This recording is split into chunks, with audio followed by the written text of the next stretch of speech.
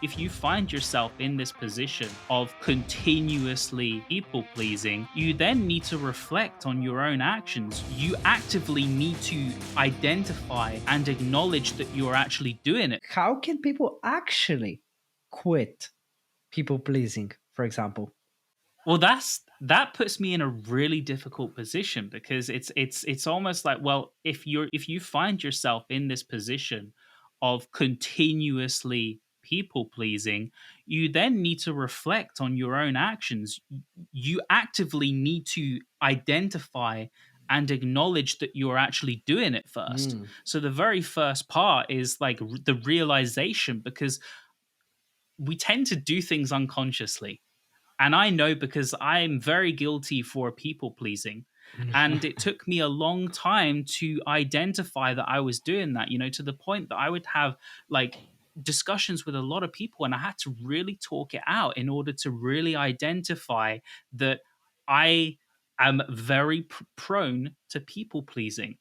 And so, like, it was that moment of like identification that helped me in the beginning to really notice that this was a problem, and to understand I needed to really kind of overcome this. I also needed to go from, okay, sure, I've identified that I do it, but what is the reason behind me wanting to people please? Mm. That is where you start digging in deeper into it, because it's fine. Like, okay, sure, I know I'm a people pleaser, but why am I doing this? And Mm. you need to dig into layers, and you need to uncover layers that maybe you're not so happy with uncovering in your life. And you need to pull out the dirt that you have on yourself and say, why is it that I do this? And like, for me personally, the reason why, and this is me being very, very like open with everyone who's listening right now,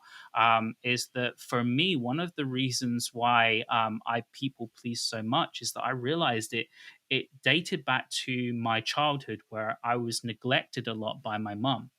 Okay, she used to put a lot of attention into other people. Like, my sister was heavily more favored than myself. That was one of the initial factors. And then later on in life, like, once my sister had grown up and left home, that attention from my mother then went to other men. And so, like, I was never in a position where I felt like I was seen or heard or valued. So Mm. I put so much emphasis into trying to please other people to gain their knowledge and affection, because I never got that as a kid. And the moment that I clicked onto that, and I was like, this is why you keep doing this shit? I was like, nah, like, Wow. that is it. So you have to dig deep. Like, you have to unravel some layers in your life, Wow. and you may find your look. Hey, mine is like, it ain't all that bad. Like, when I really look at it, I'm like, yeah, could have been worse.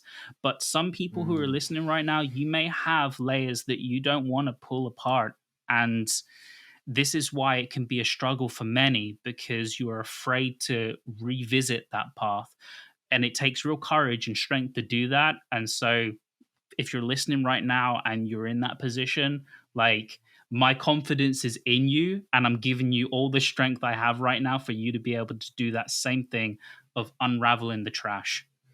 Man, thank you for being vulnerable and for sharing that story. And actually, Yeah. I feel like it is extremely important, especially in men.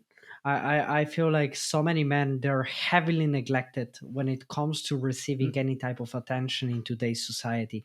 And so it comes down to the point that we're always giving so much because we never got so much.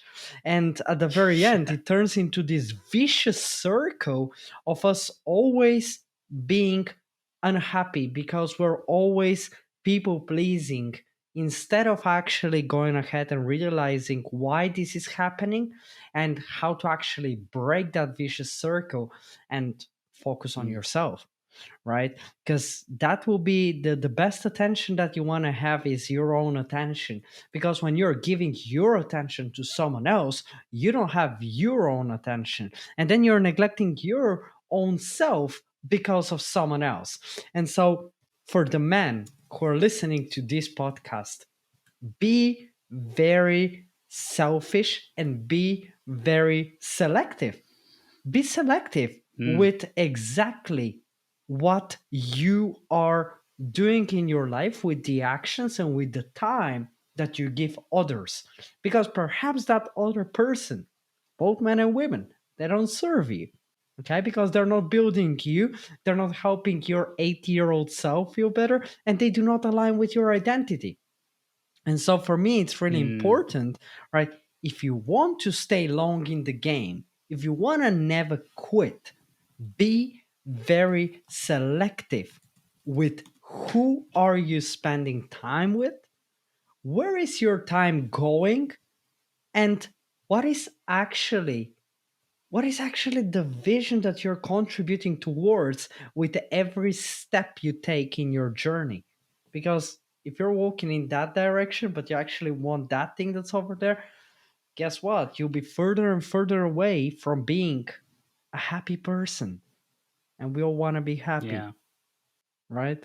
We do, we do. Yeah, no, I love that you've mentioned that because this is a really great point for us to, be super selective of, as you said, your time, your energy, all of the things that you do in life. Because it's easy to find ourselves in a position where we have to put everything into this and we have to put everything into that. Like for me, as an example, I am super selective of people.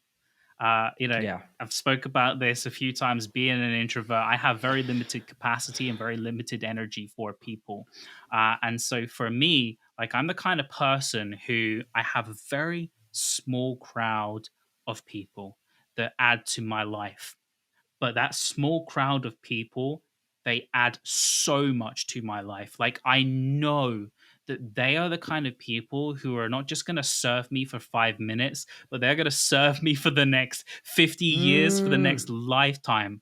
yeah. And that's what I want. That's the kind of people that I want in my life, is to look at someone and say, I know that you're not just a 1 second wonder, that you are someone who's always going to be by my side, that I know I will support you through thick and thin, and that you would support me through thick and thin.